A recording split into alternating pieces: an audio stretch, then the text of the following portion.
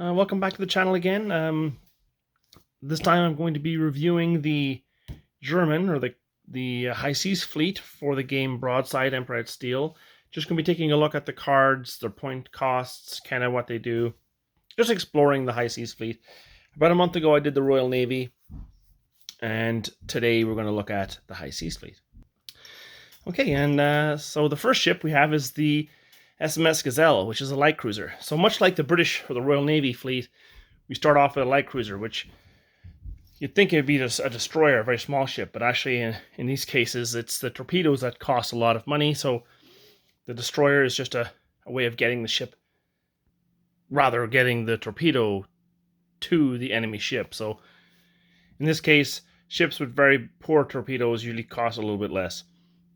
But you do get a torpedo room, which means it does get to reload his torpedoes, unlike a destroyer. But you only get one, and it's only 5 yield, so not spectacular at all. But the guns on the German light cruisers are actually fairly decent. 3 forward, 5 broadside, 3 aft. 6+ firepower, not the best. But I mean, hey, for 23 points, it seems like an auto-include, you know, if you've got some points to fill out. So that's the Gazelle. Next we have another light cruiser, the Dresden. Could also be the Emden. 5 hull points the same as before.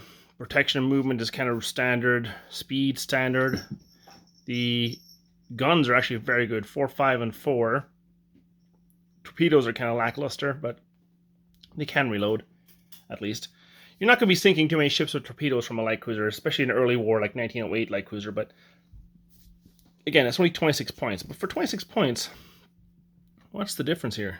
The guns. You get an extra gun fore and aft. Hull points are the same.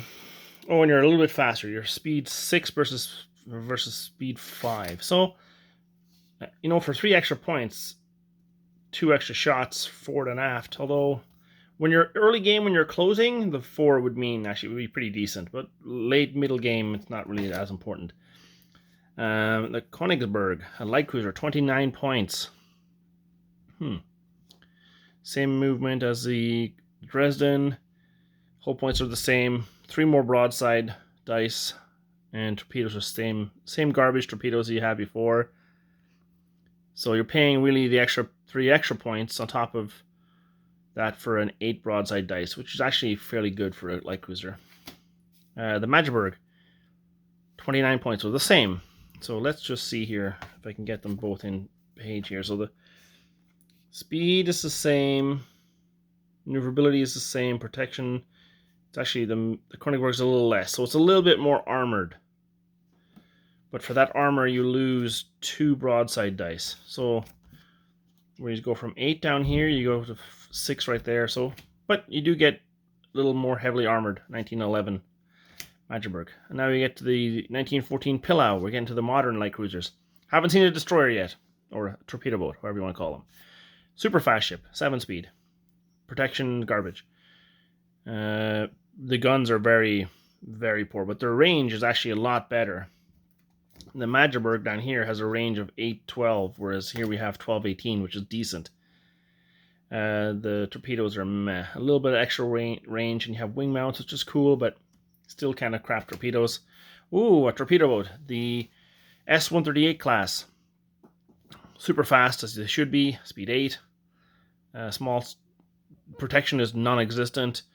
The guns are non-existent, really. Firepower is nothing but 3 dice. Sorry, 3 torpedoes, 5 yield, 12 range. They're not the best torpedoes, to be honest, but there's a few of them. And then we're on to the V-25, the second torpedo boat, which would be, I guess this is the larger one. Who knows? 41 points, speed, like, wow, super fast. Acceleration is really good too. So it's a super maneuverable ship. Hey, cat! Sorry, I'm yelling at my cat. He was touching my light stand. Let's see here. They got 1 gun, 3 broadsides. So for a destroyer, 3 broadside dice, not bad. But the torpedoes has 1 forward torpedo, which is really cool.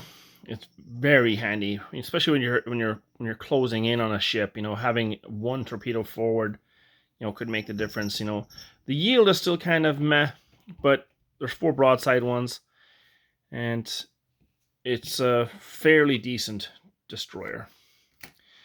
A armored cruiser, HMS Rune, a 1906, 67 points. Speed's kind of meh, acceleration is garbage, turning angle's okay, movement, protection's okay at -2, but it's just peppered with guns. It has a primary, secondary, and tertiary batteries. The primary battery is 4 broadside of 4 firepower 4, which is not bad. Range band 10 is not bad, and it does actually have forward broadside and aft torpedo. So max range 8. Listen, if you're gonna die and you're about to sink, just charge in, loose a couple of torpedoes, and hope for the best. HMS Rune. Now, 83 points. A fairly big jump from the Rune at 67. We're going to 83. So there's nothing really in the middle there, at least that I have found yet. I may not have. I think I do, but I may not have all the German ships here, or the classes of ships. So speed 5, acceleration 1. So it's terrible. Standard capital ship, turning radius. Protection is really good at -1. That may not seem that good, but it is fairly heavily armored. Has an incredible tertiary battery if you can get in range of 10 broadside. The primary battery is not too bad, but the secondary battery is kind of meh. Only 3 broadside. So essentially, the tertiary is technically their secondary battery. It's the main one, 10 dice. Torpedoes, again, you have the same as the Rune. If all else fails, launch a torpedo, and that's the Scharnhorst. It's the same card for the Gneisenau as well. And then we have a modern armored cruiser, the Blucher. The speed, it's actually much faster. Well, not much. It's 1 tick faster than the Blucher, but it's not near as agile, so its turning angle is worse. Armor is actually fairly good at 0. Hull integrity is 8 from the Scharnhorst 6, and the Rune also had 6. It has a more balanced battery of primary, secondary, and tertiary guns. It has a slightly better than the Scharnhorst. It has 8 broadside versus 6, but its secondary battery is substantially better, with a forward and aft gun as well as a middle gun. And the tertiary is a little less, but you gain more secondary. So it's all in all a more well-rounded ship, whereas the Scharnhorst is an all-or-nothing type. And what do you want, Cat? I'm not paying attention to him now, so he's upset with me. He wants me to throw this silly ball all the time. There you go. Off he goes. And the camera shakes. And again, you have the complement of torpedoes. For 92 points, it's a decent ship for 92 points, but is there anything better than that?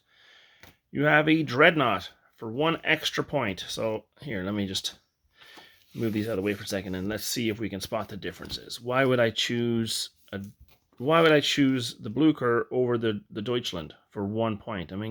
Most times in most games I have kind of like a meta where you have to kind of build a fleet or whatever, or an army list. I always find myself personally stuck with an extra point. If it's a 2,000 point game, well, I'm stuck at 1999 or 1998. And this could be an upgrade. So let's just see. Speed. Wow. Okay. So speed is 4. So right off the bat, it's molasses slow. Acceleration is the same. Turning angle is the same. Target size is... the Deutschland is actually a smaller ship.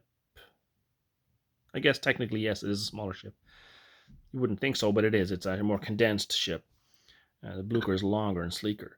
Evasion, it's not as good as at evading, so it's slower and less evasion, but it's got 1 extra armor, which, may not make up for the slow speed, but it's definitely something. Its primary battery, although has less broadside and has less everything, really, it is on a 3+ versus a 4+, so might cancel each other out. Although I prefer 8 dice over 4 dice, even at 4. So the average, you're looking at 8 dice on a 4, you're going to get 4 hits, versus broadside 4 on a 3, you're going to get 3. So you're going to get 1 extra hit, mathematically, maybe. Secondary is better on the Deutschland. The range is not as good, though. And the tertiary battery is better on the Deutschland, but the range is not as good. So it's just a more modern ship, more modern guns. But it does have an extra broadside torpedo, which can't be discounted. Wow, it's a tough one. You know, even with the one less point, I think the Blucher is a more useful ship in a small game. In a large game, maybe the Deutschland might have it, you know, where it's part of a battle line, it might be more useful. But the Blucher is more, it'd be better, much better, in my view, of hunting down Royal Navy or Allied armored cruisers or light cruisers, and then it could maybe tackle a British battle cruiser. Whereas the Deutschland, you know, okay. Well, anyway, I think I've settled on the Blucher is a better ship overall, even though the Deutschland's one extra point. The armor is basically the armor, and the 3+ basically, and maybe the one extra torpedo has all the Deutschland has going for it, but the maneuverability is just terrible. You know, and it actually has 2 less hull points too. I didn't even realize that. 8 versus 6. So, yeah, Blucher it is. Now we have that was 93 points, the Deutschland. Now we have another big jump, the Von der Tann. So, speed, fantastic at 7. Acceleration is kind of basic. Turning angles, basic. Large target, evasion. 1 armor, which is really good. Let's see, primary, secondary, tertiary batteries. The secondaries are kind of only on the broadside, but they're decent range.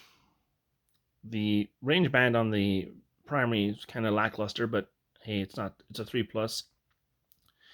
And torpedoes. So 124 points, you know. I'm almost, you know, if you're playing this game, I'd almost be tempted a little bit more to take the Blucher and a light cruiser or destroyer over the Von der Tann. But, I mean, those aren't decisions for today, so let's just move on. That's the Von der Tann. And now we get to the next dreadnought, the Nassau. Speed's garbage again. Wow. Acceleration, turning angle, protection is decent. Hull points are improved over the Deutschland at 8 versus 6. It's got a decent broadside. Now we're getting on to like the heavy broadsides. 3+, 8 torpedoes. The range isn't that great, to be honest, but I mean, smaller caliber guns in the Royal Navy. There's nothing really special about the Nassau, to be honest, but I mean, it is 125 points. The 8 hull integrity really helps. You know, it might still be slow, but the 8 hull integrity and the good primary. The Helgoland. So now we have, we're up again, 137 points. Speed is the same, it's crap. Hull points and everything else is the same. Protection is the same as the previous ship. The torpedoes are the same as the previous ship. Primary is the same, actually. Oh, a little better range. 10 versus 12 on this one here. The secondary is a little better. And the tertiaries are a little better. So, well, a little actually worse. There's 1 less aft gun versus the Nassau, which had a 4 aft tertiary battery. I don't really find myself ever using the aft batteries unless I have to make an emergency turn for torpedoes. I don't ever find myself using them, so I find it hard to actually even concentrate on what the ships have firing aft. It's forward when I'm closing in and broadside when I've turned to face the enemy. Rarely do I use the aft guns. But hey, it's a heavily armored ship, hull integrity 8, and has a powerful broadside. So that's probably why it's 137 points. The Seydlitz, 143. So same, speed's amazing. Maneuverability and turning angles kind of crap. Target size, all the same. Armor is good. Hull integrity is good. Primary battery is the same basically as the other ones. It's got a little bit better aft battery than the Helgoland. The secondary is range 18 is really decent. It's got only 1 torpedo in each, but the yield is 6 versus 5. And the max range is 12 versus the 8s that we've been seeing. So this is the first of the modern, looks like the first of the modern torpedoes. So it's got a decent torpedo, decent broadside, amazing speed, great armor. Hey, it's the Seydlitz. The Molke. Why is the Molke... They're both the same points value. 143, 143, but the Molke is Seydlitz is a more modern battlecruiser. See, what is the difference here? Sorry, let me just do this again while we're studying this for myself here even. So let's get it on camera at least. Come on, Derek, focus. Okay, so the speeds are the same. Everything here in the maneuverability and the turning angle is all the same. The target is the same. The protection is the same. The hull points are the same. Discipline is the same up here. Primary battery is the same. Secondary battery is the same. Tertiary battery is also the same. Am I reading that right? 486, 486, 3310, 115, 151, 151, 55, 12, 18, 3526, 812. The torpedoes are also the same, so it's the exact same money or points. Why would I take what? Of course, what am I talking about? Maybe they're not the same class. For a second there, I thought they were the same class. That kind of mood. I have no idea what the difference is. They're both the same point anyway, so it's just a preference thing. Which one do you want? That's interesting. I didn't notice that before. Okay, let's go on to the next one. We're on to the modern ship, the Derflinger. 156 points versus 143. Speed and all that's the same as the previous ships. The target size protection is the same. The hull points jump to 10, which is really chunky. The primary battery is the same as the previous ship. So is the secondary battery. And the tertiary battery is a little worse, has one less than the previous ships. And the torpedoes are the same. So basically you're paying for the hull points. So if we just go here to the Seidlitz, whatever it's called. Everything is basically the same. Sorry, I can't really get this on camera. I've zoomed in so far here, but everything is basically the same. Except for there's one extra forward tertiary battery, which really doesn't really account for a whole lot. Against a destroyer, maybe it might do something, but not against anything else. So you're paying for the 10 hull points here on the Derflinger. So there's that. Starting to get modern battleships, dreadnoughts. The Kaiser suffered for speed, but it's not bad for a dreadnought. Everything else is basically the same. Protection is 2, which is hella good. I hate saying that word. I don't know why I did. Sorry. 10 hull points, which is chunky. Broadside is the same as we've been seeing. A little less aft though. No, aft is actually way better. 6 versus 4. So this is a ship that's meant to either be broadside or running away. That's how you'd probably want to be using it. Either move up, turn right away, fire, and move off. The secondary battery is a little worse than the previous ships, but not by much. Again, it's got a better aft gun and forward gun. And the tertiary battery is much better at forward guns, worse at broadside, and the same at the rear. So the previous ship, the Derflinger, had 252 for the tertiary battery, and this has 432.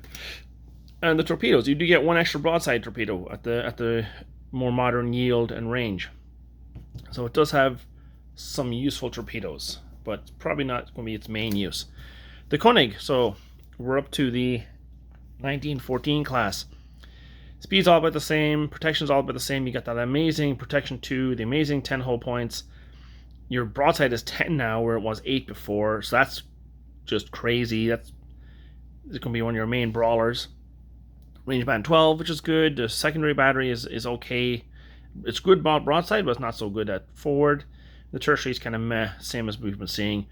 And 2 broadside torpedoes at yield 6, which is good. Really not much else to say. It's got an amazing broadside and a very well protected ship. The Koenig.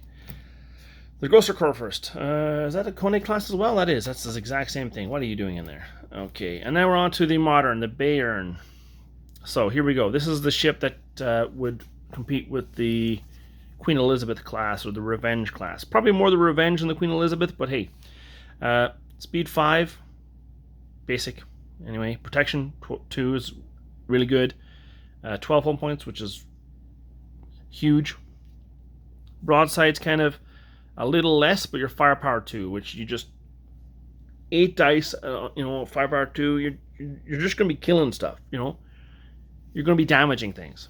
So if you manage to hit at all, which you should, if you manage to range in and stuff, once you start hitting the ship, it's going to do a lot of damage. Range band 18, it shoots the whole table. I mean, this is just a gun platform. Max range 15 for torpedoes, which is really good. Broadside 2, but you're mainly going to be shooting these 8 dice on a 2+ all evening long. It's 261 points though, versus versus the Koenig, which is 180. So there, what's that? That's 81 points you have to play with. Would you take a Bayern over a Koenig? And what's 81 points? Let's go back here. Hold on. Anything 81 points? Not the Blucher.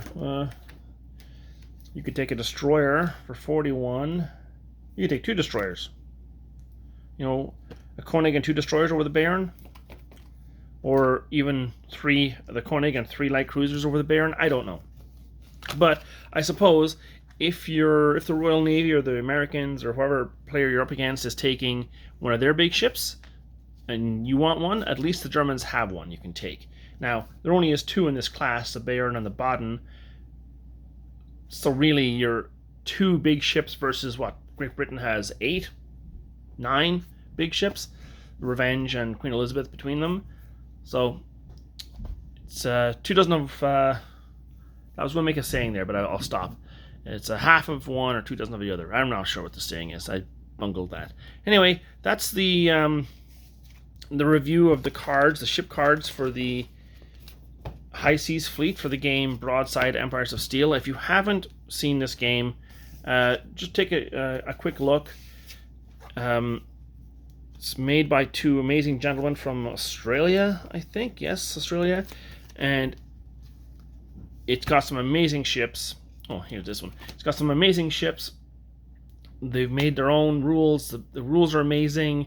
Fast play, detailed, and there are some gaps in the line. I have most of the ships, but there's no Dreadnought, HMS Dreadnought, yet. At least I don't think. And yeah, check it out. Give it a whirl. If you're wondering why this card looks different, is I actually, when I first found out about this game, I thought I couldn't get part of the Kickstarter, so I ordered the ships, the starter set, from a fellow in the States. He had a license to print the models, and then my wife managed to get me the ships that I could print myself. So I made my own cards, which are in these kind of like big laminated style, and then when the starter set came in, they came on this kind of like business card style. Still nice, still handy. I prefer mine because my eyes get a little worse for wear. But what I will say is, though, when I ordered this set from the States, everything just came chucked in a box with like hardly any packing. It was actually very disheartening. The packaging wasn't very professional, and there was a ton of cleanup on the models. So the models that I printed off myself had like no imperfections, unless the printer screwed up, but I didn't have to clean up anything. The models that I got from the States, from the license guy, I guess it must have been a different type of printer. But anyway, there was tons of like clipping and chipping, and when you're getting your clippers out and you have all these little supports you got to chip off, especially when you're dealing with resin. Sometimes if you take a support off too close to for instance, a gun barrel on a turret, if you're trying to clean that up, the chances of breaking the turret are really high. So you can still get them online. I got them off eBay from the guy. They're still great. They're still amazing.